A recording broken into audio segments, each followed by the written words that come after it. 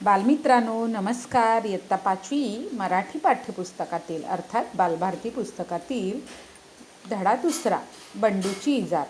खूप छानशी विनोदी कथा आहे बरं का. प्रासंगिक विनोद आहे, तुम्हाला नक्की आवडेल.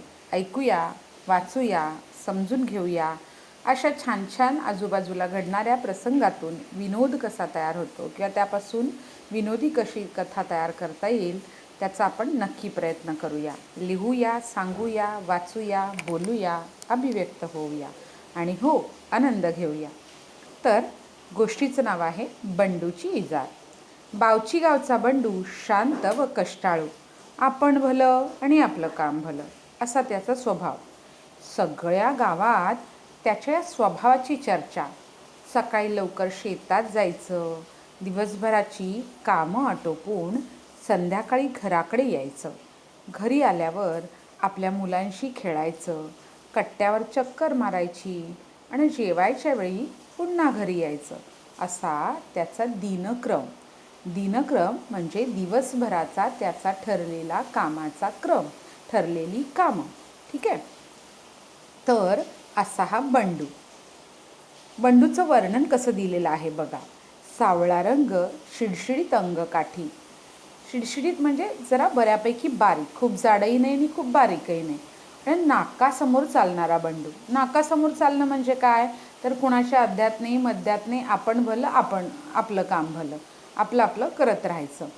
एका वर्षी पीक पाणी बरं झालं, छान पाऊस पडला, भरपूर त्याला छान धान्य पिकलं. थोडं त्या आपल्या कुटुंबासाठी ठेवून त्याने बाकीचं विकलं. त्याच्यातून जे पैसे आले तर त्याने आपल्या मुलाबाळांसाठी, कुटुंबासाठी नवीन कपडे घेतले आणि स्वतःसाठी इजार शिवली. आता रेडीमेड पॅन्ट मिळतात बरं का. इजार म्हणजे पॅन्ट. पूर्वी तसं नसायचं. आपल्याला काही सदरा, पॅन्ट, शर्ट शिवायचं असेल तर पहिलं बाजारातून जाऊन कापड आणावं लागेल आणि मग माप देऊन शिंप्याकडे ते कपडे, शिंपी म्हणजे टेलरकडे ते शिवावे लागत. तर तसं बंडूने कापड आणलं आणि इजार शिवली. आता ते टेलर गावचे धोंडू मामा. धोंडू मामाने कपडे शिवले खरे, पण त्यांचा अंदाज जरा चुकलाच. आणि मग काय गंमत झाली बघूया.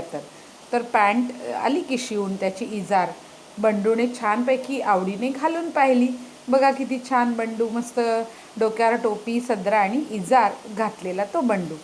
घालून बघितलं तर काय, अर्र, इजार जरा लांबच झाली या, असं तो म्हणाला. आता काय करावं, मग त्याने ती काढली आणि किती लांब झाली आहे ते लक्षात आलं त्याच्या. चांगली 4 बोटं लांब झाले. आता पुन्हा धोंडू मामाकडे जायचं आणि त्याच्याकडून ती 4 बोटं इजार कमी करून आणायची. त्यापेक्षा आपणच ती 4 बोटं कमी करू, म्हणजे कापू, कमी करू आणि शिवून वापरू. म्हणून तो काय करायला लागला, विचारत पडला. त्याने ती इजार घडी घातली आणि त्याच्या पत्नीला तो म्हणाला, अगं इजार जरा 4 बोटं कमी करून टाक. कमी करून टाक घालतीस काय? आओ सकाळी सकाळी आणि काय हे जेवण बनवायचं, नीताच्या शाळेत जायचंय, मला नाही जमणार, बंडूची पत्नी त्याला म्हणाली. सुमे, अगं ये सुमे. सुमा कोण बरं माहिती आहे का? बंडूची बहीण बरं का. सुमे, इजार जरा 4 बोटं कापून टाक घालतीस काय? नाही दादा, मला केवढा अभ्यास पडलाय आणि आता कॉलेजची वेळ पण होईल. तू आईला सांग, मला काही नाही जमायचं बाबा, सुमा म्हणाली. बरं. बंडू गेला की त्याच्या आईकडे. आई, ए आई, अगं इजार जरा 4 बोटं कापून टाक घालतीस काय? ठेव तिकडं तुझी इजार.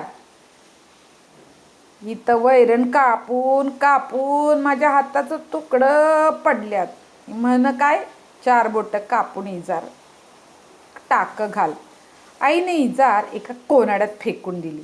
बंडू हिरमुसला होऊन शेताकडे गेला. संध्याकाळी आल्यावर आपली इजार आपण शिवू असं काहीतरी त्याने विचार केला. बायकोचं काम झालं, ती तिचं काम आवरून दुपारी थांबली आणि तेव्हा तिच्या लक्षात आलं की बंडूची इजार शिवायची. सकाळीच इजार दुरुस्त करायला पाहिजे होती, इथंच ठेवून गेले. म्हणून बंडूच्या बायकोने इजारीचे 4 बोटं पाय कापले आणि दुमडून छान त्याला तिने टाके घातले आणि ती घडी घालून ठेवली. आता पुढे काय झालं बघा हां. सुमा कॉलेजला गेली आणि कॉलेजमधून परत आली आणि ती विचार करू लागली, आपला भाऊ किती राबतो, कष्ट करून मला कॉलेजला पाठवतो आणि मी दादाचं एकही काम करू नये. चुकलंच बाई माझं, मी करते बरं का दादाचं काम. म्हणून तिने ती फडताळात देवळीत ठेवलेली इजार घेतली, ती 4 बोटं कापली मस्तपैकी, त्याला टाके दुमडलं आणि टाके घातले आणि ती ठेवून दिली आणि ती तिच्या मैत्रिणीकडे निघून गेली. आई स्वैरण वगैरे कापून संध्याकाळी तिचं काम झालं. ती म्हणाली, उगा कसले पोरावर एवढा राब राब राबतोय पोरगा आणि त्याचं एवढं पण काम मी केलं नाही वी. आईने इजार घेतली, 4 बोटं ती कापली आणि दुमडून टाके घातले आणि घडी घालून ठेवली. संध्याकाळी खूप उशीर झाला बरं का, शेतात खूप काम होतं. बंडू आला, तिथे घडी घातलेली इजार पाहिली. म्हणाला, जाऊ दे, कुणाला वेळच नसेल, आपलं काम आपणच केलेलं बरं. आता ही इजार मला घालायची आहे उद्या, तर उद्या काही पुन्हा घाई गडबड नको, माझं मीच शिवून टाकतो. पठ्ठ्याने घेतली की इजार आणि कापली 4 बोटं. 4 बोटे कापतो असं म्हणून त्याने कापली आणि टाके घातले. इजार झाली तयार. आता म्हणाला, बघू बरं होते का व्यवस्थित, म्हणून घालून बघितली. बघतोय तर काय, ही इजार होती लांब, तिची झाली की हाफ पॅन्टच नुसती. सगळेजण आश्चर्याने पाहू लागले आणि हसू पण लागले बरं का. मी इजार 4 बोटं कापली, पत्नी म्हणाली. मी पण. आग बया, मी पण इजार 4 बोटं कापली. आणि बंडू म्हणाला, मी पण कापली बरं.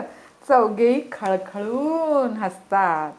अशी मित्रांनो बंडूच्या इजारीची गंमत झाली बरं का. आवडली का तुम्हाला गोष्ट? बंडूची इजार अशी छोटीशी गमतीदार गोष्ट होती. तुम्हाला गोष्ट नक्कीच आवडली असेल. आता याचे थोडेसे स्वाध्याय बघूया बरं का मित्रांनो. प्रत्येकाने नच बघता, अंदाज न घेता किंवा एकमेकांना संवाद न साधता, एकमेकांना न कळवता ते काम केल्यामुळे गोंधळ झाला. बंडूची इजार लांब झाली म्हणून कापून कमी केली. ती आखूड असती तर तिला लांब करायला काय बरं करावं लागलं असतं? बरोबर, तुम्हाला जे सुचतंय ते सांगा. नवीन कापड लावावं लागलं असतं आणि दुसरं कापड जोडावं लागलं असतं. बरोबर. इजारीची काय झाली होती मित्रांनो? चड्डी झाली होती. यात चूक कोणाची होती का?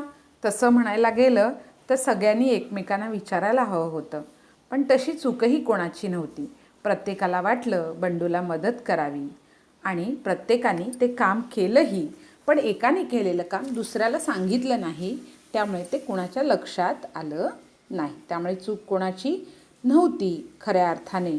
आणि एका अर्थाने विचार केला तर चूक होती, कारण पत्नीने तिच्या बंडूच्या बहिणीला किंवा आईला सांगायला हवं होतं की मी ती इजार कापून ठेवली, म्हणजे व्यवस्थित कापून शिवून ठेवली आहे. किंवा बहीण आणि आईने ते सांगायला हवं होतं, किंवा पुन्हा एकदा कापण्याच्या अगोदर बंडूने स्वतः ते आपल्या अंगाला लावून पाहायला पाहिजे होतं. ठीक आहे. तर पुढचा प्रश्न आहे मित्रांनो, बंडूच्या इजारीचे पाय 4 बोटं कापले म्हणजे पाय असणारी इजार सजीव असते का? असे आपण म्हणत नाही, पण बोलताना मात्र असं बोलतो. खुर्चीचे हात, टेबलाचे पाय, हे की नाही, सुईचा आणि कपाचा कान, सुईचं नाक, कपाचा कान, अशा इजारीसारख्या कितीतरी वस्तूंना आपण वेगवेगळ्या अवयवांची नावं त्यांच्या कामासाठी किंवा त्यांच्या वापर आणि उपयोगासाठी वापरतो. ती तुम्ही सांगा. मी तुम्हाला सांगितलं आहे, टेबलाचे पाय, खुर्चीचे हात, कपाचा कान, सुईचं नाक. ठीक आहे. अशा पद्धतीने आणखी तुम्ही तुमच्या आईबाबांची, मित्रमैत्रीण, नातेवाईकांशी चर्चा करा आणि हा स्वाध्याय सोडवा. आता आपण जाऊया आपल्या पुढच्या स्वाध्यायाकडे. प्रश्न दुसरा आहे, खालील वाक्यांमध्ये कंसातील शब्दांपैकी योग्य शब्द वापरून वाक्य पूर्ण करा. त्या वाक्याचा अर्थ लिहा. ठीक आहे. पूर्ण करण्यासाठी कंसामध्ये दिलेले शब्द आहेत. इथे आपल्याला दिसत आहेत बघा. आपण वाचून घेऊया पहिल्यांदा. कान, नाक, पाय, हात, डोळा, केस, पाठ, पोट, गळा, तोंड. ओके. तर चुलीवरच्या तव्याची पाठ काळीभोर झाली होती. म्हणजे विस्तवाने, आगीने ती तव्याची खालची बाजू आहे, आपण त्याला म्हणतो तव्याची पाठ, ती काळीभोर झाली होती. कपाचा कान तुटला होता म्हणून दिलावरने चहा ग्लासात ओतला. प्यायचा कसा ना. हा नारळ नासका निघणार. नारळाचा डोळा बघूनच धनव्वा म्हणाली. वरच्या बाजूला जे 3 टपोरे दिसतात की नाही शेंडीच्या बाजूला, तो नारळाचा डोळा बरं का. मुसळधार पाऊस पडल्यामुळे नदीचे पोट फुगले होते. आलं लक्षात. त्यातून पाणी वाहतं ते जणू नदीचं पोट. कितीही जोर लावला तरी बाटलीचे तोंड उघडेना. बाटलीचं किंवा घागरीचं तोंड. ओके. सर्वीतले दूध गंजात ओतले तर ते गंजाच्या गळ्यापर्यंत आले. सुईच्या नाकात दोरा ओवून धोंडूमामांनी शिलाई मशीन सुरू केली. आंब्याच्या कोईचे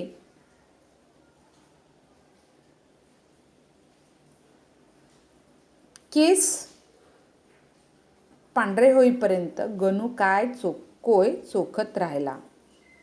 आपले शेकडो हात पसरून उभे असलेले वडाचे झाड वर्षानुवर्ष सगळ्यांना सावली देते. खोलीतल्या एकमेव खुर्चीचा पाय मोडला होता किंवा हात मोडला होता. अशा पद्धतीने व्यवहारामध्ये अवयवांचा वापर किंवा अवयवांना वापरले जाणारे शब्द एखाद्या वस्तूच्या संदर्भात वापरले जातात. भिंतीला कान असतात ही म्हण तुम्ही ऐकली आहे. मित्रांनो, खऱ्या अर्थाने भिंतीला कान असतील का? नाही, ती तशी सजीव नाहीच आहे. पण कुणीतरी भिंतीला कान लावून ऐकतं आहे, म्हणजेच भिंतीला कान आहेत. आणखीन एक वाक्यप्रचार बालमित्रांनो आहे. पैशाला पाय फुटले. पैसा किंवा नाणी, नोटा ह्या निर्जीव वस्तू आहेत. त्यांना कसे सजीवासारखे पाय फुटतील? पण याचा अर्थ असा होतो, पैशाला पाय फुटले म्हणजे पैसा खर्च झाला, संपून गेला. जणू काही तो चालत किंवा खर्चल्यामुळे, वापरल्यामुळे तो संपून गेला.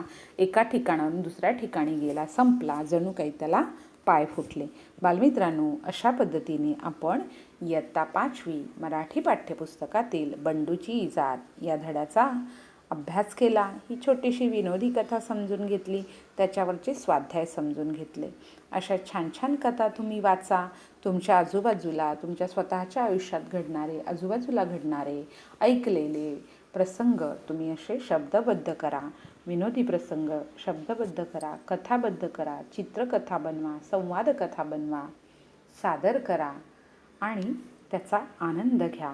अभिव्यक्तीचा, लेखनाचा आनंद नक्की घ्या. आनंदी राहा, सुरक्षित राहा. भेटूया नवीन व्हिडिओमध्ये, नवीन धड्यामध्ये. तोपर्यंत धन्यवाद. मी चित्ररेखा रवींद्रनाथ जाधव, प्राथमिक शिक्षक, रायगड, पनवेल.